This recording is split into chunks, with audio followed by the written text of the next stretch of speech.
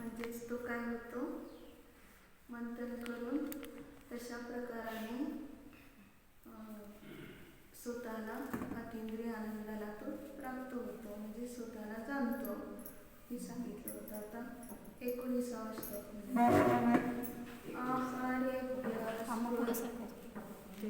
आवाज नाही कॅच. तुम्ही ते टेबलवर ठेवा पाहिजे शास्त्र म्हणजे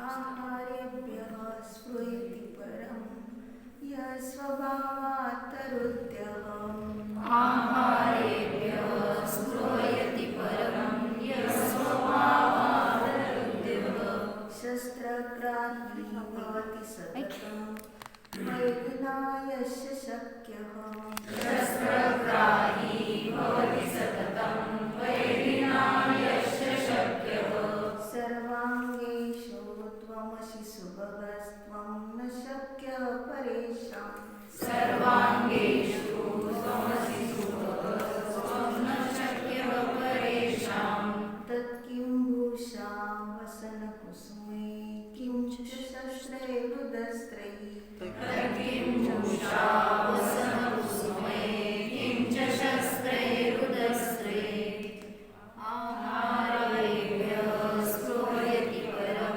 यस्वभावात् रुद्यः शस्त्रग्राही भवति सततं वैरिणायस्य शक्यः सर्वाङ्गेषु त्वमसि सुभगस्त्वं न शक्यः परेषां तत्किं भूषा वसनकुसुमे किं च शस्त्रैरुदस्त्रैः.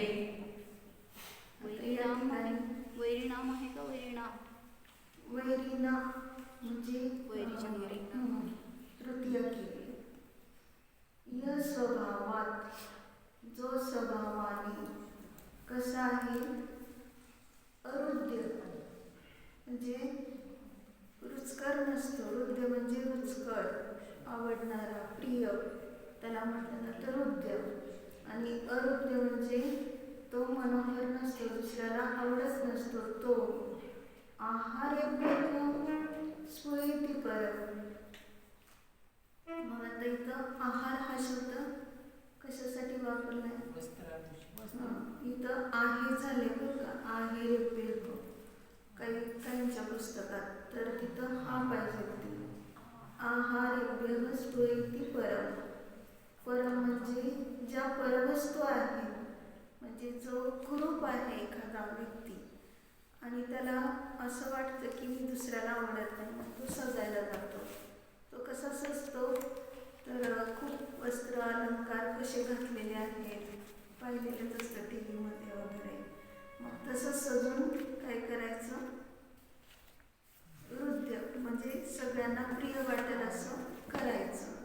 म्हणून तो आहार म्हणजे ह्या आहार वर्गणा पौद्गलिक असतात आणि त्या आहार वर्गणीपासून तो काय करतो, वस्त्र किती सुंदर घालता येईल, अलंकार कसे चमकतात, रत्नाचे, सुवर्णाचे वगैरे घालता येईल, अशा प्रकाराने त्या वस्तूची स्पृह येते, म्हणजे इच्छा करतो. एक उदाहरण ह्यासाठी आहे की एक सामान्य स्त्री असते, ती खूप कुरूप असते, कुणालाच आवडत नसते आणि तिचे सगळे तिरस्कार करतात. आणि जेव्हा मग ती काय होते, कोणीतरी म्हणजे काहीतरी ती पाहते का एका बाईला खूप इच्छितात लोक, आणि ती कशी सजलेली आहे, कशी नटली आहे, कसले वस्त्र घातले, कसले अलंकार घातले ते पाहिलं, आणि तिची ती शक्ती नसताना सुद्धा तसंच आणलं तिने वस्त्र अलंकार, आणि आणून तसं सजली ती. आरशात पण स्वतःला पाहते की आता मी सगळ्यांना आवडणार. पण जेव्हा तिलाच कळलं की किती वस्त्र अलंकार घातले तरी आपलं रूप ते रूपच, म्हणजे मूळचं शरीराचं, मग ते काही बदलत नाही. हे पाहिल्यानंतर तिलाच लाज वाटली की आपण असं करणं, म्हणजे ही घडलेली गोष्ट आहे होते, तर हे असं करणं चुकीचं आहे. सगळीकडे ती मिरवून आली, परंतु कोणी सुद्धा तिला मानलं नाही किंवा चांगले वगैरे असं म्हटलं नाही. मग हे का असं झालं, तर परमस्पृहेती, पराची इच्छा करतो. स्वतःमध्ये एवढी सुंदरता आहे. कोणत्या गाथेत सांगितलं? समयसारच्या तिसऱ्या गाथेतच सांगितलं की प्रत्येकाचा आत्मा सुंदर आहे, पण हा बाहेरच्या पौद्गलिक वर्गणाने पुष्ट होऊ इच्छितो, तेजपुंज होऊ इच्छितो, किंवा अजून वस्त्रालंकार वगैरेने सुद्धा शोभायमान होण्याची इच्छा असते, परंतु याने होत नसतं. म्हणून सांगितलं यच आणि जो वैरीना शक्य, शत्रूंनी जिंकण्यास शक्य असतो, तो काय आहे? सततम शस्त्रग्राही भवती. तर तो सतत काय हातात धारण करतो? शस्त्राला धारण करणारा होतो, शस्त्रग्राही होतो.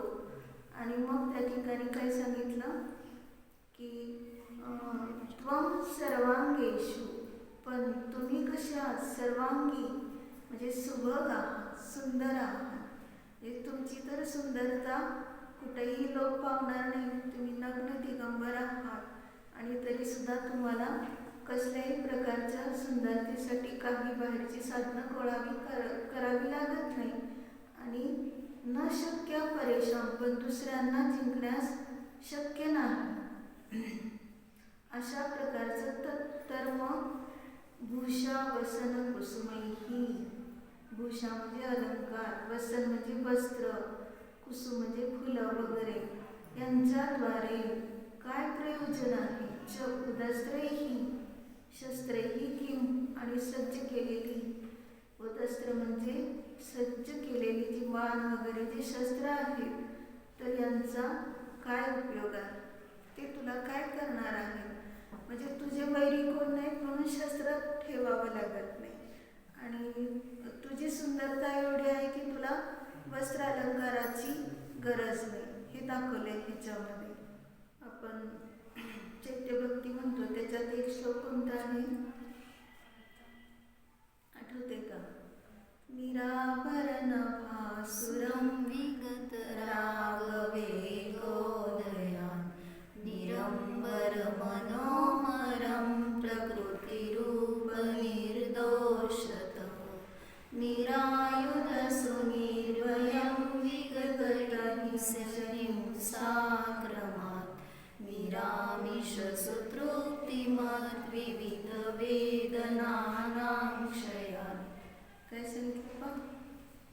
निराभरण भासुरम, म्हणजे तुम्ही आवरण रहित आहात, तरी सुद्धा तुमचं कसं ते जे भासूर, अतिशय सूर्य कोटिशशी भानुरुती तेज छिप जात, म्हणजे कोट्यावधी सूर्य आणि चंद्र आले तरी सुद्धा त्यांचं तेज लोपलं जाईल, असं नंदीश्वरांची आपण काय म्हणतो जेमा, ते जेमालामध्ये म्हणजे इतकं तुमचं सुंदर रूप आहे, तेजपुंज आहे.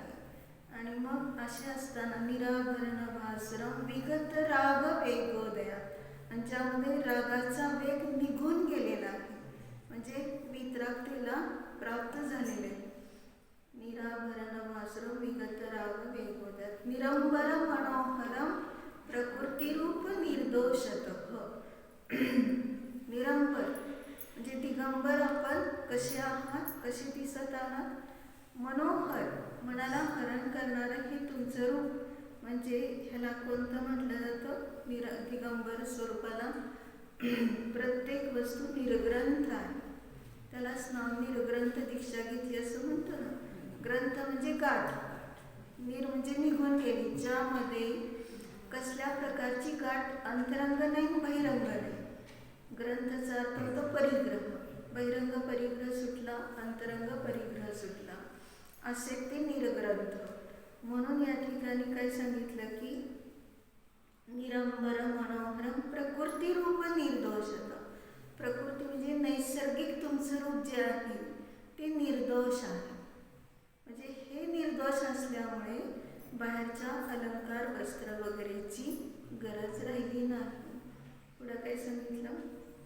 निरायुध सुनिर्भयम, तुम्ही अतिशय निर्भय आहात, दुसऱ्यांनाच उलट अभेदान देता, तर तुम्हाला कशाची भीती राहिली आता?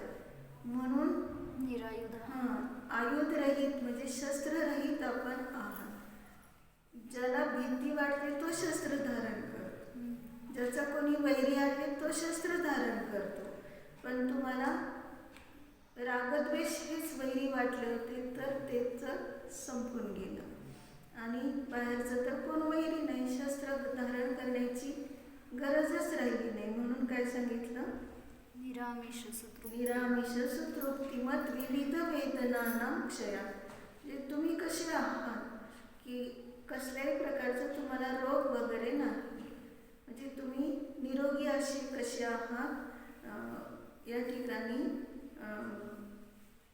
वेदना वगैरे कुठल्या प्रकारची, रोग असेल तर वेदना आहे, रोगच नाही मग वेदना कशाची आहे. आणि जन्म जरा मरण सगळं आता काहीच राहिलं नाही, कुठली वेदना आहे किंवा क्लेश कोणते संसारातले राहिले नाही, 18 प्रकारचे दोष संपलेले आहेत.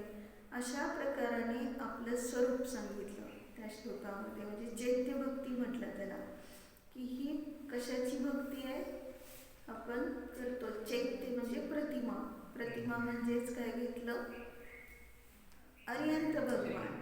अर्यंत भगवंतांची स्तुती करतो व्यवहाराने आणि निश्चयाने. आपला कारण परमात्माच कसा आहे? निजबिंब. चैत्य कोणतं आहे? आज चैत्य. त्या शिल्पीला तिची धर्ममाता काय विचारते? बाहुबलीची मूर्ती घडवत असताना, म्हणजे त्याचे अनावश्यक तुकडे बाजूला फेकत असताना ते सगळे तुकडे तुकडे एका पिशवीत भरून ठेवले. एका पिशवीत नाही, खूप पिशव्या भरल्या. मग ती धर्ममाता विचारते, हे दगडी दगडी इथं कशाला साठवून ठेवले, फेकून द्यायचे लगेच. तर तो म्हणतो, तुला माहिती का ह्याच्या वजनाचं मला सोनं मिळणार. म्हणजे त्यांनी असं म्हटलं होतं की जेवढे अनावश्यक दगड बाजूला होतील मूर्तीपासून तेवढ्या वजनाचं मी सोनं घेणार. ह्या शिल्पकलेचं किंमत सांगितलेली असते. मग ती धर्ममाता त्याला काय म्हणते, अरे ही बिंब घडवता घडवता तुझ्या अंतरंगामध्ये ही वितरागता घडली नाही का? तुला तुझं बिंब दिसलं नाही का? तुला तुझं हे स्वरूप दिसलं नाही का? अशा रीतीने तिने खूप हिणवलं त्याला. आणि मग तिथं त्याच्या डोक्यात प्रकाश पडला. त्या शिल्पीच्या शेवटचा दिवस असतो, सगळं पूर्ण झालेलं असतं, कुठंतरी थोडंसं काही राहिलं असेल हाताचं काम, आणि तेवढं केलं की लागलीच त्याने त्या ह्याच्यावर कोरून टाकलं मूर्तीच्या तिथं खाली एका दगडावर, चामुंडराय करविले. एवढंच फक्त. पण चामुंडरायाने हे करवलं, पण आपलं स्वतःचं नाव तिथं घातलं नाही. नाव तर नाहीच नाही, परंतु काही घेऊन गेला पण नाही. आणि मग त्यावेळेस फक्त चिठ्ठी लिहून ठेवली तिथं बाहुबलीच्या चरणाशी, की मी तर निघून चाललो आहे, काही घेणार नाही आणि माझा कोठेही शोध घेऊ नका. फक्त धर्ममाता आहे, तिला सांभाळायचं. म्हणजे एवढं सांगून गेला. आणि चामुंडराने जेव्हा पाहिलं ही सगळी मूर्ती घडली आहे, आता त्या शिल्पीकाराची सगळी किंमत द्यायची म्हटल्यानंतर तो तयार होऊन आलेला चामुंडराय. किती पण तो माप द्यायला तयार आहे, पण बाहुबलीची मूर्ती घडली पाहिजे असं त्या चामुंडराची खूप इच्छा होती.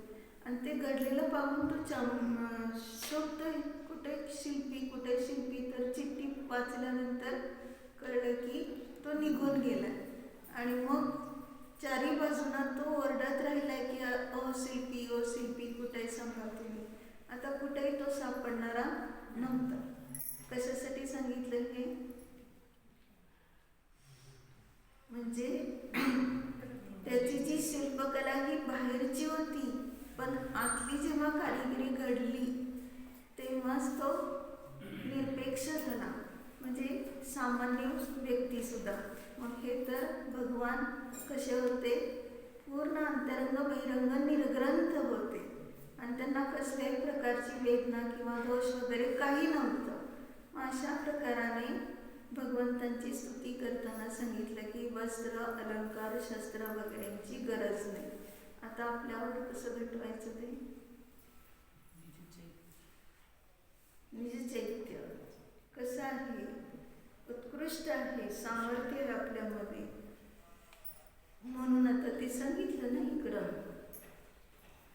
सर्वांगेषु सर्वांगामध्ये निश्चय सर्वांग म्हणजे असंख्यात प्रदेशामध्ये, आपल्या असंख्यात प्रदेशामध्ये त्वम आपला कारण परमात्मा सुबह असली, हे भगवान, हे निज भगवान, हे निज देवा, तू सुंदर आहेस. सुबह म्हणजे सुंदर आहे. तिसरी गाथा लगेच आठवायची. जो आपल्याला प्रयोजनभूत असतो तो सुंदर असतो.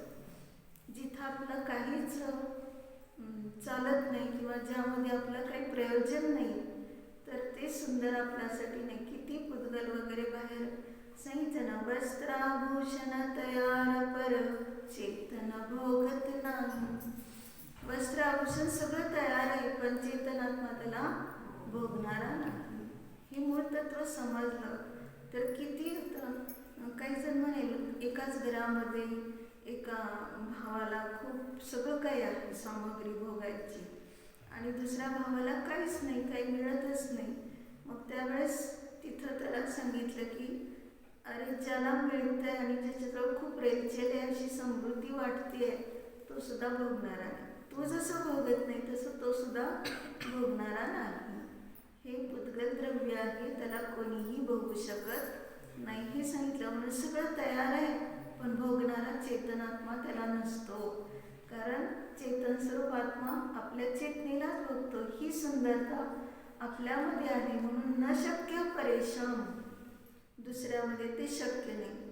दुसऱ्यामध्ये म्हणजे आपलं द्रव्य सोडून बाकीच्या दुसऱ्या द्रव्यामध्ये हे आपल्याला जे आता ही सुंदरता किंवा इंद्रिय आनंद जे प्राप्त होते ते दुसऱ्यामध्ये शक्य नाही. मग भूषा, वसन, कुसुम ह्यांच्याशी आमचा काय फायदा आहे? म्हणजे त्याच्याशी आमचा काही संबंध नाही, काही प्रयोजन नाही त्याच्याशी. तर भूषा म्हणजे काय घ्यायचं इथं निश्चयाने, रत्नत्रय से सजा हुआ भगवान एकाएकी, म्हटलं नाही का भजनामध्ये. रत्नत्रयाने सजलेलाच भगवान आम्ही दाखवणार आहे. मग तो रत्नत्रय संवेदनशील ज्ञानचारित्र तेच आमचं भूषण आहे. आमचं भूषण दुसरं कोणतंही वेगळं नाही, त्याच्याशी आमचं काय प्रयोजन आहे. आणि वसन म्हणजे काय घेतलं, वस्त्र. त्या वस्त्राशी सुद्धा आमचं काही प्रयोजन नाही, कारण आमचं वस्त्र कुठे आहे, कोणतं वस्त्र आहे. वस्त्र हे शरीराला झाकण्यासाठी आणि तर आपलं वसन म्हणजेच राहणं. वसनचा अर्थ तर वस्त्र न घेता राहणं घ्यायचं. आमचं राहणं स्वरूपात आहे, म्हणजे आम्ही आमच्या चेतन स्वरूपाला सोडून अन्य ठिकाणी राहत नाही. म्हणून हे वसन असेल तर त्या वस्त्राची आम्हाला गरज काय. आम्हाला थंडीपासून किंवा उन्हाळ्यापासून बचाव करण्यासाठी जे वस्त्र वापरतो किंवा शोभायमान होण्यासाठी वापरतो त्याच्याशी आमचं प्रयोजन नाही. आणि कुसुम म्हणून काय घ्यायचं, कुसुम म्हणजे फुलं. मग फुलांशी काय प्रयोजन असं म्हटलं. मग या ठिकाणी कुसुमचा अर्थ काय होतो. फूल कसं असतं, कोमल आहे, अंतरंग बहिरंग कोमल, आणि त्याच्याशी आमचं काही प्रयोजन आहे असं म्हणताना या ठिकाणी सांगितलं की जी कोमलता वाटते ती शुभभावाची वाटलेली होती, तर ती कोमलता त्याच्याशी माझं काही प्रयोजन नाही. कारण मी निष्काम स्वरूपी आहे, म्हणून मला बाहेरच्या कुसुमांची फुलांची काही गरज नाही. कोमलतेची गादी वगैरे हे सगळं जे जे मला कोमल वाटत होतं फुलासारखं. आमचा परिवारसुद्धा कोमल आहे, आमचं धनसुद्धा छान आहे वगैरे असं जे म्हणत होता, तर त्या सगळ्यांशी माझं काय प्रयोजन आहे. कारण का तर जो निष्काम निर्विकार निर्वेद स्वरूपाला जाणतो त्याला या सर्वांशी काही प्रयोजन नसतं. असा माझा आत्मा. शस्त्रही उदस्त्रही, किंवा जे उदस्त्र म्हणजे सज्ज केलेले शस्त्रांशी सुद्धा आमचं काय प्रयोजन आहे असं जे म्हटलं, तर शस्त्र कोणतं, जे ज्या शस्त्राने घात होतो, ज्या शस्त्राने हिंसा होते. परंतु आमचं शस्त्र कोणतं आहे, कोणतं, प्रज्ञाछन्नी आणि क्षमा हेच आमचं शस्त्र आहे. म्हणजे क्षमा जर असेल अंतरंगामध्ये तर सगळे आपले अशांतीचे कलुषतेचे भाव आपोआप निघून गेले. तर म्हणून बाहेरच्या शस्त्राची गरज नाही. किंवा अजून काय सांगितलं की कोणी आमचा वैरी नाही, कारण वैरी असेल तरच त्या ठिकाणी शस्त्र वगैरेची अपेक्षा येते. किंवा म्हणजे शस्त्र म्हणजे फक्त शस्त्र हातात घेतल्यावर मारतो असं नाही, तर कशाने मरतो तो परिणामच फक्त केले असं. आता काही मुलींना अशी वृत्ती प्राप्त होते आणि त्यांनी फक्त म्हटलं की तू मर म्हटले की तू मरणारच. म्हणजे हे सुद्धा काय आहे, आशीर्विष नावाचं ते एक वृत्ती आहे. मग त्या वृत्तीने जर असा दुरुपयोग केला तर काय होईल, मरतो तो. म्हणजे तो मरतो. मग तशा प्रकारचं आपल्याला गरज नाही आहे कोणाला मर म्हणायचं, कोणाला चांगलं म्हणायचं वगैरे. ह्या वृत्ती सुद्धा उद्रेक भावाने अशा झालेल्या असतात, त्यांच्या अंगावरून जाणारा वारा देखील काय होतो, औषधी होतो. तो बेशुद्ध झालेला उठून बसतो. किंवा काही विष वगैरे बाधा झाली असेल तरी ते नष्ट होतं. अशा रीतीने हे सगळे अवदैक भावाचं फळ आहे आणि ते मी त्या सर्वांनी रहित माझा आत्मा आहे. त्यामुळे मला बाहेर कशाची अपेक्षा राहिलेली नाही. म्हणून परम स्फुरयती, जो पराची इच्छा करतो, या सर्वांच्या द्वारे माझं सगळं काही चांगलं होईल. आहारेप्य म्हणून सर्वांच्या द्वारे म्हणजे ह्या पुद्गल वर्गणा ज्या आहेत. कारण आहार वर्गणा मुख्य आपलं काय आहे, ध्येय आहार वर्गणीमध्ये धन ही खूप मोठा आहार वर्गण आहे. आणि मग ते रोज हिशोब करून कपाटात ठेवत असतो. आज इतके आलेत मोजून ठेवतो. एवढे आता बँकेत टाकायचे, एवढे वापरायचे, असं काय करायचं मला माहीत नाही तो व्यवहारात काय करतात. परंतु हे सगळं काय तर धन आहार वर्गणा त्याला इतकं ग्रहण करतो. एक पैसा, एक नोट जरी इकडं तिकडं झाली तरी किती बेचैन होतो तो. ही आहार वर्गणा त्याची मी इच्छा करत नाही. म्हणजे त्यापासून बिन नाही, कारण माझ्या स्वभावामध्ये आत्मधन एवढं आहे तर बाहेरची काय गरज. ते उंदराची गोष्ट सगळ्यांना माहीत असेल की उंदीर काय करतो, ते नाण्याची तर गोष्ट आहे पण साक्षात घडलेली गोष्ट आहे ना. काही वर्षापूर्वी ऑफिसमध्ये जे नोटा ठेवायचं ड्रॉवर होतं, तर ते ड्रॉवर उघडं राहिलेलं होतं, त्यात नोटा होत्या. आणि मग हा झोपायला गेला घरी कुलूप लावून आणि येऊन पाहतो तर एक पण नोट नाही त्याच्यात. मग तो कोण चोर आले होते, काही खिडक्या दारं वगैरे सगळे सुरक्षित आहे. मग कुठून काय झालं म्हणून इकडं तिकडं फिरत असताना त्याला त्या उंदराच्या बिळात दिसलं. सगळ्या नोटा पडवलेल्या असतात त्याने आणि आपल्या बिळात नेऊन ठेवलेल्या असतात. कशी परिग्रह संज्ञा असते पहा. म्हणून याच्यातून हे समजून घ्यायचं की ते आहार वर्गण आहे, जे धन आहे ते मी त्यापासून भिन्न आहे. आत्मधन जाणलं तर म्हणजे हे तर बाहेरचं आहेच, खाणं पिणं उठणं बसणं घालणं, काय अंगावर कपडे अंथरूण वगैरे पांघरूण, हे सगळं आहार वर्गणाच आहे. पण त्याची इच्छा करत नाही. याचा अर्थ स्वभावाने मी कसं आहे, अरुद्य म्हणजे चेतन स्वभावाला ते अरुद्य आहे असं लावायचं. स्वभावाकडे लावताना चेतन स्वभावाला ते प्रिय नाही, बाहेरचे सगळं भौगोलिक आहे समजून त्यापासून तो भिन्न राहतो. आणि म्हणून माझं कोणी काय म्हणतो, मी कोणाचा भागीदार होत नाही. आणि भागीदार झालो तर वैरी होतो, आणि भागीदारच नाही म्हटल्यानंतर वैरीच नाही झालं कोणाचं. म्हणून ते नाही का आपण पूजाची जे मला म्हणताना तुमचा दानी क्या कोई हो जग को देवी जग की निधी, म्हणजे आता मी कशातलाच भागीदार नाही, सगळ्यापासून अलिप्त झालेला असे भगवान. म्हणून 5000 मनुष्य उंचीवर निघून पण गेले.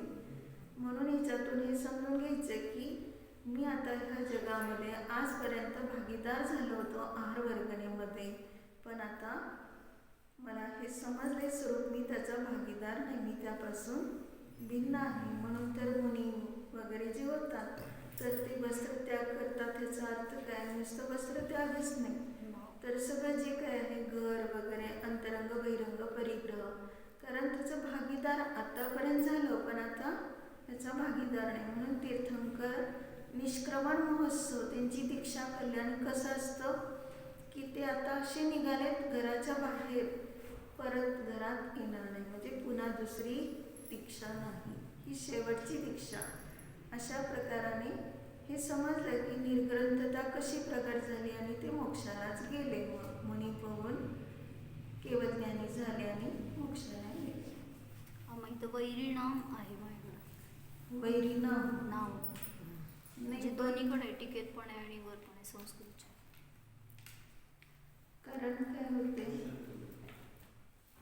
यह कश्चित वैरिणाम शक्यः भवति सह पुमान् सततं निरन्तरं शस्त्रग्राही भवति. वैरींचा षष्टी होईल. मग वैरींना जिंकण्याचा शक्य असतो तो शस्त्र ग्रहण करतो.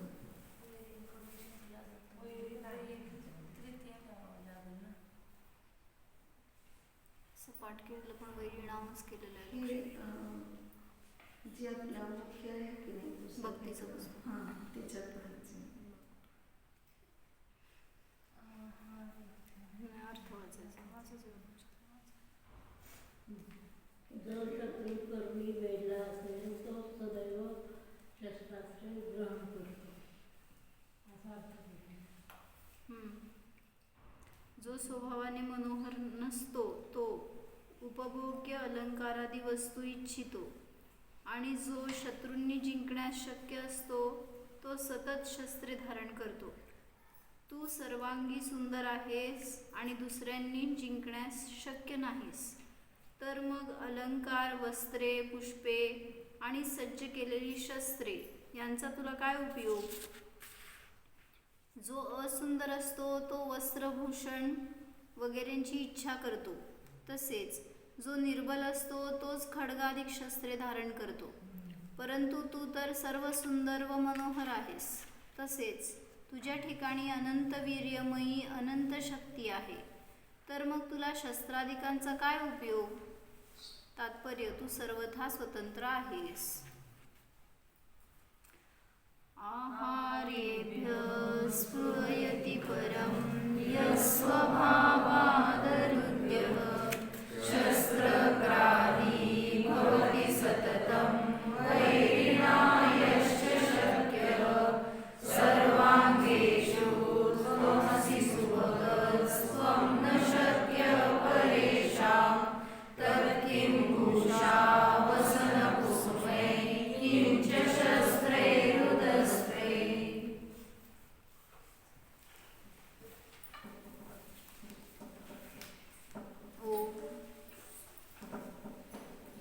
हातावर हात ठेवा, ताठ बसा, जाणण्याचा प्रयत्न करा. हा मी अशरीरी भगवान आत्मा आहे. या निजध्रुव आत्म्याला वस्त्रांची अपेक्षा नाहीच, आभूषणांची अपेक्षा नाहीच,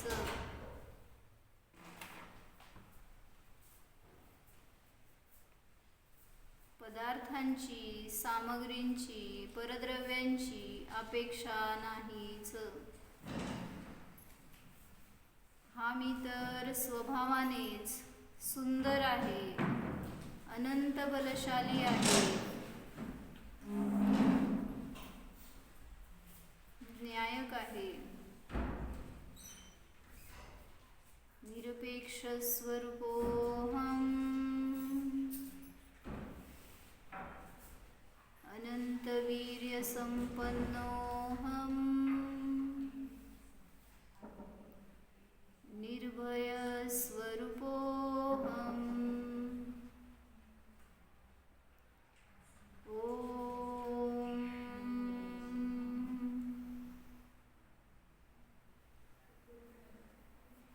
विसर्जन.